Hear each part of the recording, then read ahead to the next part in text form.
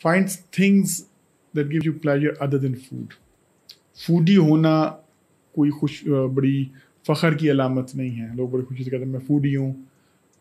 हमें अपने लिए वो चीज़ें ढूंढनी हैं, वो एंटरटेनमेंट ढूंढनी है जो कि फूड नहीं है, कि मैं रेस्टोरेंट्स के नाम बता सकूं और खाने गिनवा सकूं। ये सिर्फ ब्रायलर को रंग बिरंगे कपड़े पहना के कभी चिट्टा पहना देते हैं, मोरक्कन चिकन कहते हैं, कभी सुर्ख सॉस डाल के नेपोलियन चिकन कहते हैं। नेपोलियन बोनापार्ट को पता ही नहीं उस चिकन का। तो हमने इन चीज़ों से बचना है और हेल्दी खाना है।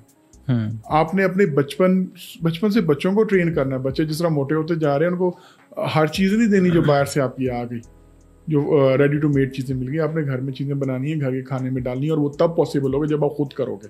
बच्चे अपने माँ बाप को सुनते नहीं हैं, उनको फॉलो करते हैं। जो माँ बाप करते हैं बच्चे वही करते हैं। एग्जैक्टली बच्चे इसलिए मोबाइल फ़ोन उठाते हैं क्योंकि माँ बाप मोबाइल फ़ोन उठाते हैं। अब हेल्दी फूड पे और बाजार की चीज़ें आपको छोड़नी पड़ेंगी। अपने बच्चों को बाजार की इस तरह बाहर की और खराफात से आपने बचाना है, तो अपने फूड से ही बच्चों को बचाना है। अदरवाइज उनकी इतनी एक्सरसाइज नहीं है।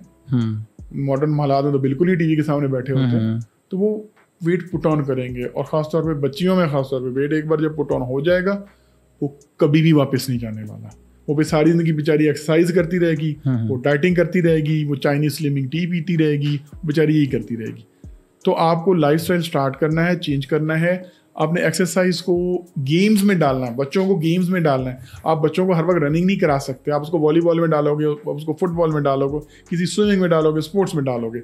हमें वो अपॉर्चुनिटी अपने लोगों को देनी है। स्विमिंग पूल्स बनाने जिसमें लड़के जा सके, अवेलेबल हूँ। आपको बखर में स्विमिंग पूल नहीं मिलेगा।